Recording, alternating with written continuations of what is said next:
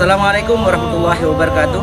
Saya Sugiono SPDI sebagai pengajar pendidikan agama Islam dan budi pekerti di SMP Islam Terpadu Bina Insan Cemerlang Bondowoso, sekaligus sebagai mahasiswa PPG Daljab tahun 2023 di LPTK UIN Khas Jember.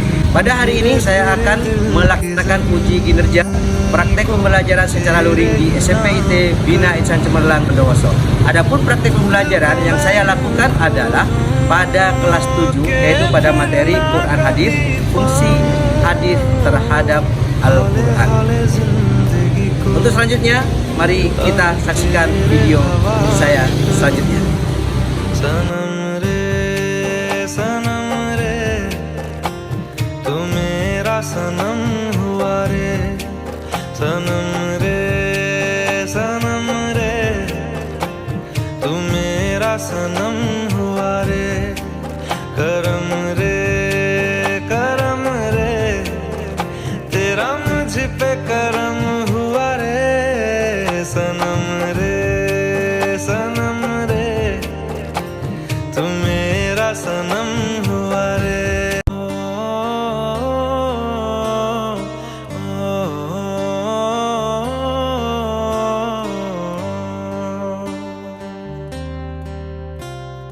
भीगी भीगी सड़कों पे मैं तेरा इंतजार करूं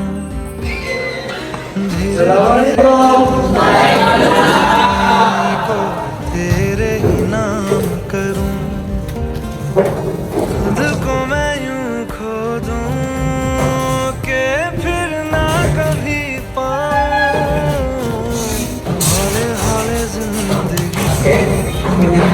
अब तेरे हवाले करूं सनम रे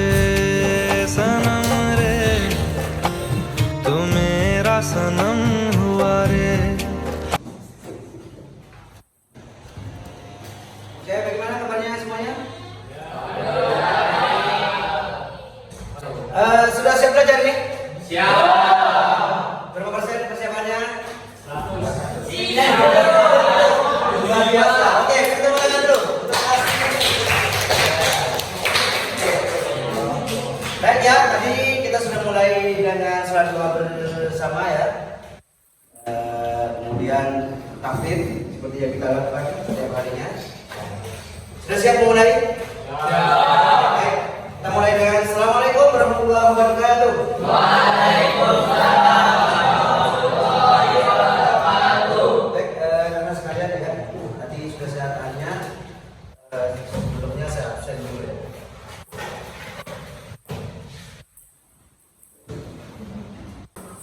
Oke, sebelum kita ke pelajaran saya absen dulu ya. Dari kalian Ahmad Farizal, Al-Fusar, Aska Asanuara, Azwa, Berlian Putri, Berlian Setar, Kalis Tatia. Perjalanannya dari kapan? Ikhwan Ma'ruf, Khaizur Al-Fahmi, Raditya Aulia, Al-Faris, Nabila, Natif, Tiara, Raditya Bintang, Raditya Azmi, Raja Firas, Salsabila, Julian Bagas, Akidah. Ya, alhamdulillah ya, kita diberi kesehatan oleh Allah Subhanahu wa taala. Dan dengan niat dari rumah kita benar-benar untuk menuntut ilmu. Ya, Mas Azmi ya, mencari ilmu. Nah, itu yang harus setiap hari kita perbarui. Dan di samping usaha kita, maka tidak lupa kita berdoa kepada Allah. Baik, sebelum kita masuk pelajaran, mungkin dipimpin untuk membaca doa seperti biasa ya. Kita menengadahkan tangan kita kepada Allah, kemudian kita berdoa, dimulai dengan Al-Fatihah dan doa memulai pembelajaran. Silakan ketua kelas untuk memimpin doa ini, atau yang mewakili siapa? Kita berdoa. Tangan di depan dada. Berdoa mulai.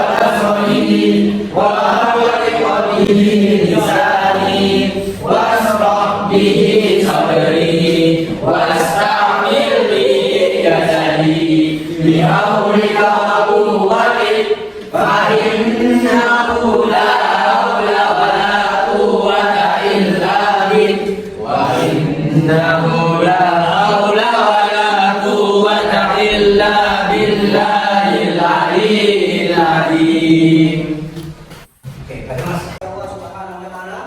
Nah, selanjutnya seperti biasa ya, saya masih mau mereview atau mengulang yang kemarin tentang pembelajaran yang telah diketahui, apa yang telah dipelajari ya. Tentang Al-Qur'an. Masih ingat tentang Al-Qur'an? Siapa yang belajar tadi malam? Ya, belajar 2 orang. Oh, itu kami. Ya. Kami belajar tadi malam? Ya. Ya. Oke. Belajar apa kami?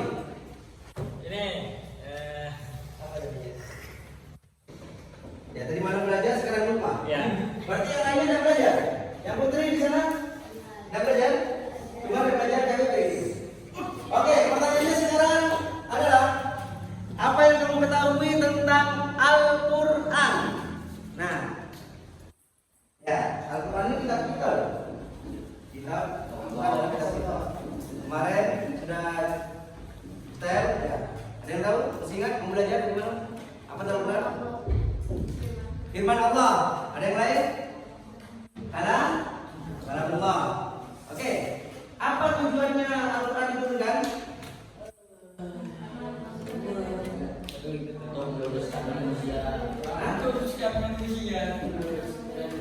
Memberi petunjuk sebagai pedoman hidup. Yang lain? Meluruskan manusia. Ya. Azam. Begini ke Pak Fahri. Ada apa jawaban Fahri? Hah? Yang di sana, di sana apa kalau lagi? Hah? Ada yang lain? Ya. Hidayah bagi manusia. Hidayah bagi manusia. Oke, hidayah petunjuk ya. Sama, cuma beda kata. Baik. Baik anak-anak sekalian. Nah, itu pelajaran kemarin ya. Tolong dipelajari lagi karena bagaimanapun Al-Quran itu merupakan suatu pedoman bagi kehidupan kita. Ya. Semua aspek kehidupan kita itu sudah diatur dalam Al-Quran. Tentang masalah ibadah, tentang masalah muamalah. Apa muamalah itu? Hubungan interaksi dengan manusia. Itu muamalah. Itu diatur semuanya. Tidak boleh jengkel, tidak boleh hasud, berbuat baik dan lain-lain. Nah, itu. Nah, sekarang apa sih pelajaran sekarang yang kita pelajari? Kita masuk ke pertemuan ketiga ya. Pertemuan ketiga yaitu tentang apa fungsi hadis terhadap Al-Quran. Nah, ini fungsi. Pertanyaannya adalah apa yang kalian ketahui tentang hadis?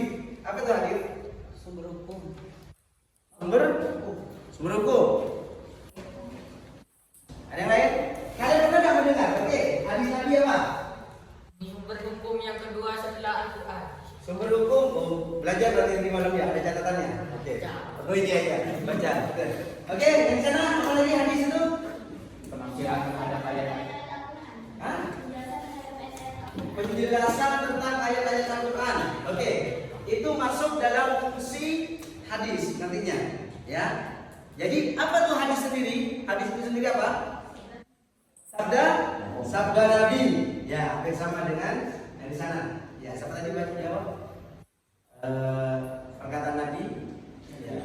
secara garis besar hadis Nabi itu adalah ya semua perkataan Nabi, perbuatan Nabi ataupun sesuatu yang disetujui oleh Nabi, ya baik itu sifat-sifat Nabi ataupun segala sesuatu yang dilakukan oleh Nabi itu adalah hadis Nabi. Nah, yang kita pelajari sekarang ini adalah bagaimana fungsi hadis itu terhadap Al-Quran. Oke, ya. Tujuan pembelajaran ini adalah kalian mampu memahami apa makna daripada hadis atau perbedaan hadis dengan Al-Quran. Dan yang kedua adalah apa fungsi hadis terhadap Al-Quran itu nantinya. Nah, untuk mengetahui indikator pemahaman kalian dalam pembelajaran ini adalah kalian mampu nanti membuat peta konsep, ya. Ini sudah siapkan ya. Membuat peta konsep tentang fungsi hadis terhadap Al-Quran nantinya. Nah, ini indikatornya. Tapi sebelumnya tadi sudah saya prolog tentang masalah apa itu hadis, tadi sudah saya jelaskan. Nah, sekarang saatnya kalian melihat penjelasan yang ada di link atau di YouTube. Di YouTube yang sudah saya share ya di kalian sebagai bekal untuk belajar. Ya.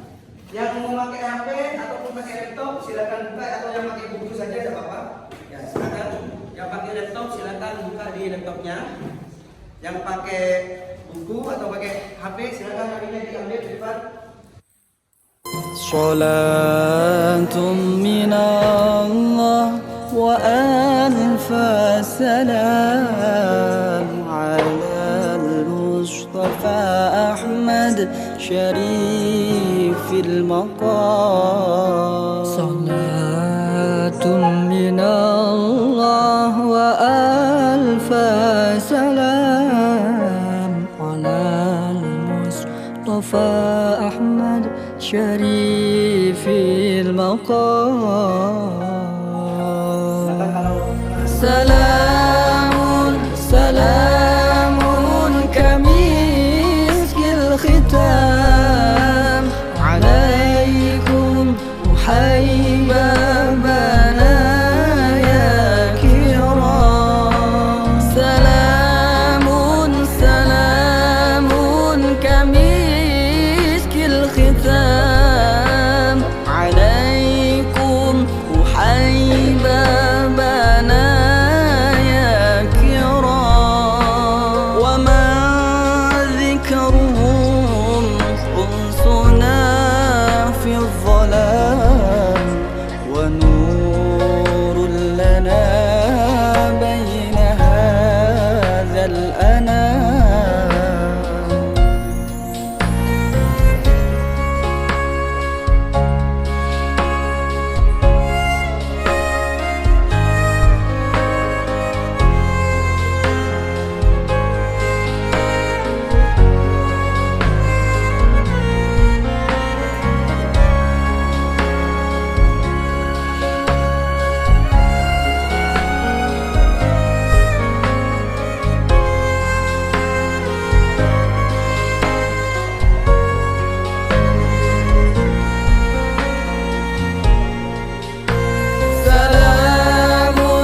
سلام كمسك الختام عليكم محيبا بنايا كرام سلام كمسك الختام عليكم محيبا بنايا كرام وما ذكرهم أنسنا في الظلام ونور لنا بين هذا الأنام. Dari video itu apa ada sesuatu yang mau didiskusikan? Ya, ayo. Hadis itu punya riwayat, sedangkan Al-Quran tidak. Oke, mengapa ya kalau kita mempelajari hadis harus ada riwayat? Iya, kalau Al-Quran itu seperti yang dijelaskan ya, Al-Quran itu datangnya dari siapa? Allah kepada kepada siapa yang membawa wahyu? Malaikat kan, baru kepada Nabi. Nah, karena yang mendatangkan, yang menurunkan Al-Quran itu Allah, kemudian malaikat Jibril, kemudian Nabi, maka tidak ada campur tangan manusia di sana. Tapi kalau hadis, kenapa ada riwayat? Nah, seperti kita misalkan ya, saya ke ayah ya, tolong sampaikan ya ke kelasnya, bahwanya jam 10 mereka harus ke musola. Ayah ketemu sama Nabila. Nah, Nabila bilang, coba yang di kelas itu supaya disuruh ke musola sama Pak Sugi gitu kan. Nah, ini maksudnya riwayat itu begitu ya, rentetan kabar yang disampaikan oleh Rasulullah sampai kepada kita saat ini. Nah, itu memang harus perlu diriwayat karena dikhawatirkan berita itu tidak benar. Nah, itu Pak. Ya, bisa dipahami ya? Ya, oke, pertanyaannya bagus sekali. Selanjutnya siapa? Ya, Bila. Apakah hadis itu cuma perkataan dari Nabi? Ya, seperti yang saya jelaskan tadi di awal, hadis itu apakah hanya perkataan saja? Secara bahasa ya, hadis itu memang perkataan, gitu. Perkataan Nabi. Tapi setelah diringkas oleh para ulama adalah hadis itu adalah perkataan, perbuatan. Jika ada hadis yang mengatakan begini, Nabi itu kalau makan dengan tangan kanan, nah ini maka berupa tindakan, kan gitu kan? Dilihat oleh sahabat, sehingga sahabat mampu menyampaikan berita itu kepada sahabat yang lain sampai kepada kita, gitu kan? Nah, diperkuat lagi misalkan hadis yang tadi bahwasanya hendaklah seorang muslim itu makan dan minum dengan tangan kanan. Itu salah satu contohnya, Pak. Bisa dipahami ya? Oke, siapa? Mas Azam? Apakah semua hadis bisa dijadikan pedoman hidup? Nah, apakah semua hadis bisa dijadikan pedoman hidup? Bagus sekali ya. Hadis itu bermacam-macam, Mas. Ya, tidak semua hadis itu dijadikan pedoman hidup dan diambil isinya. Karena kenapa? Hadis itu bermacam-macam. Ya, nanti akan kalian bahas, misalnya kuliah nanti akan dibahas. Bagus pertanyaannya. Ya, tidak semua hadis. Yang lainnya? Iya. Oke. Siapa yang menulis hadis, Pak? Oh, siapa yang menulis hadis? Oke. Ini sama halnya dengan sejarahnya Al-Quran ya. Al-Quran itu tidak langsung dibukukan, tidak langsung ditulis karena Nabi aja mengatakan ya bahwasanya jangan ditulis Al-Quran itu, takutnya bercampur dengan hadis. Maka terjadilah suatu peperangan pada saat itu yang mensyahidkan para sahabat penghafal Quran. Maka pada zaman para khalifah ya dianjurkan untuk menulis Al-Quran. Nah, setelah Al-Quran rampung ditulis, maka hadis itu yang ditulis oleh siapa? Oleh para ulama. Nah, akhirnya setelah ditulis terbagilah berbagai macam buku, kitab Bukhari, kitab Muslim ya, Ibnu Majah, Imam Ahmad dan lain-lain. Nah, itu Mas ya. Itu aja. Itu. Ada yang lain? Oh, banyak ya. Gimana? Bagaimana cara mengetahui hadis itu bisa diikuti atau tidak? Nah, ini masuk dalam lanjutan pertanyaan ini. Nanti Mas ada hadis itu terbagi-bagi, ada mutawatir, ada sahih, ada hasan, ada dhaif, bahkan ada yang namanya hadis palsu. Ya, hadis palsu ini benar-benar bukan dari Nabi, tapi orang itu orang itu bilangnya oh ini dari Nabi, padahal itu palsu. Setelah urutannya adalah apa yang ditanyakan oleh ayat. Ya, kenapa kok ada riwayatnya? Nah, ini kalau sesuatu misalkan ayat mengatakan begini, teman-teman, ke lapangan katanya Pak Sugi, ya kan? Ya, kamu dengar dari siapa? Pak Sugi, beneran. Nah, setelah diklarifikasi ternyata saya tidak bilang begitu. Nah, itu hadis palsu mengatasnamakan Nabi, itu maksudnya. Padahal waktu itu Pak Sugi tidak masuk ngajar. Tapi kenapa Pak Sugi memerintahkan? Nah, ini kan. Nah, contohnya misalkan ada seorang yang tidak pernah bertemu dengan Nabi, tapi moro-moro dia mengatakan Nabi itu berkata kepada saya. Nah, bohong kan? Nah, itu hadis palsu yang tidak bisa. Telepon itu kan zaman sekarang ya. Telepon zaman sekarang. Oke, yang lainnya, kelompok yang lain, kelompok sana. Ya, mana lagi Pak ya? Apa kedudukan hadis?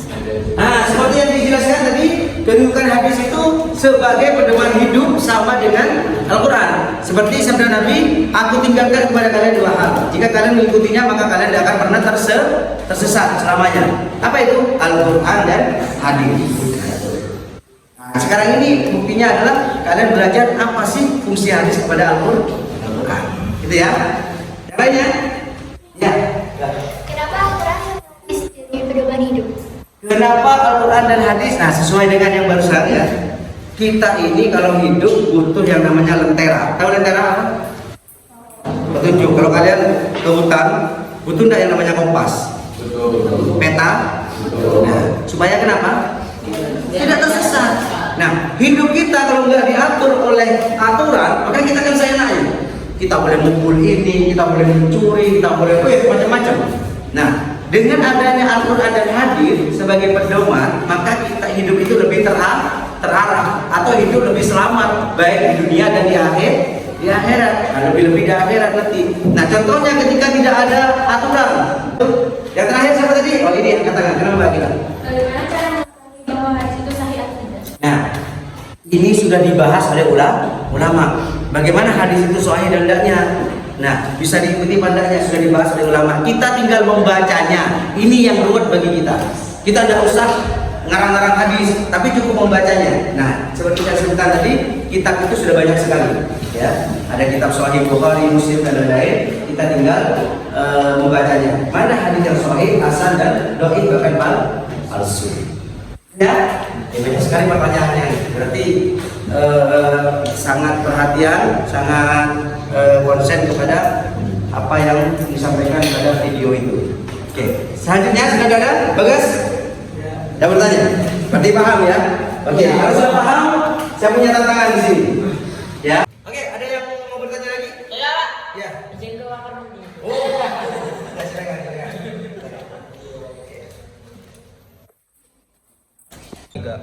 Oke, sudah ya pertanyaan. Tadi beberapa pertanyaan sudah saya jawab. Selanjutnya sesuai yang saya informasikan, untuk mengetahui indikator kalian terkait dengan indikator pemahaman kalian, tadi yang sudah kasih tahu bagaimana kalian membuat peta konsep terkait dengan fungsi hadis terhadap Al-Quran. Nah, dulu sekarang sudah menyiapkan kertas di sini ya. Jadi buat kalian ini satu-satu, sudah usah berebutan ya. Saya bagikan di sini, ada berapa sih? Apa tugasnya? Buat peta konsep. Membuat peta konsep. Judulnya Fungsi hadis terhadap Al-Quran. fungsi hadis terhadap Al-Quran. Satu orang. Iya, satu orang satu dong.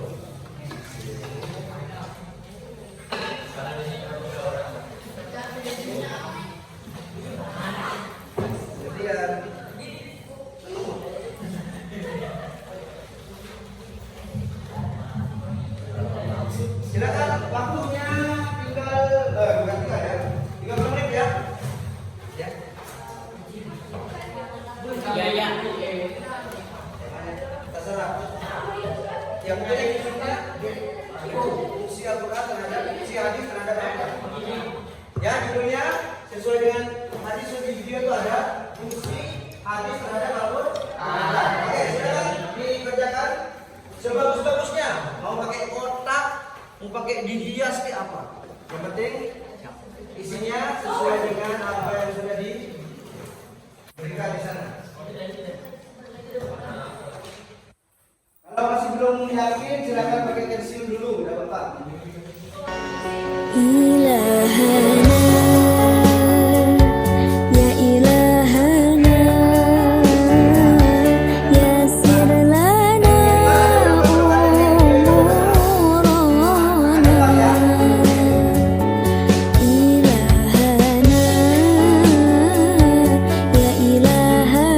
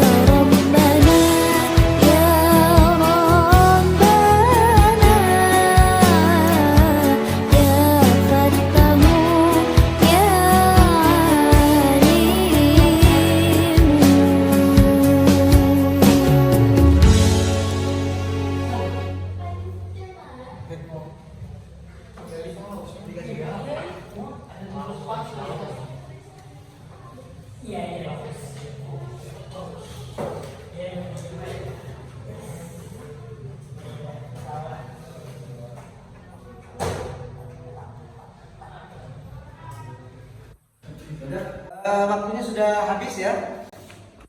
Waktu yang sudah diberikan oleh Pak Guru sudah habis. Alhamdulillah, saya lihat sudah selesai semua ya. Untuk selanjutnya, masing-masing perwakilan kelompok untuk mengumpulkan punya temannya dan dikumpulkan di depan. Ya, bisa Pak. Jangan dikumpulkan di depan. Sudah Mas, balik.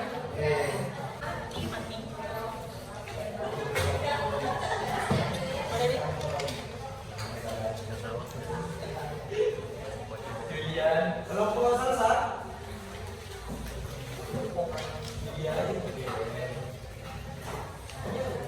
Oke, mohon perhatian sebentar ya. Waktu kurang 5 menit. Nah, itulah beberapa langkah yang sudah kalian lakukan ya. Dan kita lihat hasilnya sudah di sini. Nah, ini adalah indikator kalian memahami materi yang disampaikan dari tadi ya, baik di video ataupun kalian baca di buku itu ya. Nah, kalau disimpulkan 4 fungsi, mungkin ada yang ingat ya, 4 fungsi hadis terhadap Al-Quran apa yang kalian baca tadi? Sebagai takrir ya. Apa itu takrir? Memperkuat Al-Quran atau ayat yang butuh yang apa namanya, ketika ada penjelasan itu maka diperkuat dengan hadis. Yang kedua, tafsir ya. Tafsir itu adalah menjelaskan ya. Jadi menjelaskan ayat Al-Quran yang sekiranya itu masih butuh penjelasan maka dijelaskan atau ditafsirkan oleh hadis. Ya. Contohnya apa? Contohnya? Iya, tentang mencuri ya. Itu dijelaskan oleh Rasulullah. Oke, yang ketiga? Sebenarnya? Apa itu? Ya, betul. Yang keempat terakhir? Nasakh atau menghapus ayat. Yang mana ayat itu dihapus? Ya. Contohnya yang biasa dibahas oleh para ulama adalah mengumpulkan tentang masalah perkawinan. Ya. Dulu itu menikahi 2 orang bersaudara itu boleh. Ya. Boleh kan? Misalkan ada adik kakak perempuan A sama si B. Nah, menikah dengan 1 orang itu nggak apa-apa, tapi itu dinasakh atau dihapus karena tidak boleh menikahi 2 orang dalam sekaligus, kecuali meninggal. Si A dinikahi meninggal maka ganti adiknya, nggak apa-apa. Ya, itu nasakh. Oke ya, itu kesimpulan daripada pembelajaran pada kesempatan kali ini. Insya Allah kita akan ketemu minggu depan ya. Mudah-mudahan kita diberikan kesehatan oleh Allah Subhanahu wa taala. Jangan lupa ya, inti daripada Al-Qur'an dan hadis itu adalah pertama dipelajari, yang kedua adalah diamalkan. Nah, dengan pengamalan Al-Qur'an itu maka ini yang pelajaran kemarin, Al-Qur'an dan hadis menjadi pedoman kehidupan kita. Oke, terakhir ada pertanyaan? Baik. Maka kita tutup dengan Walhamdulillah.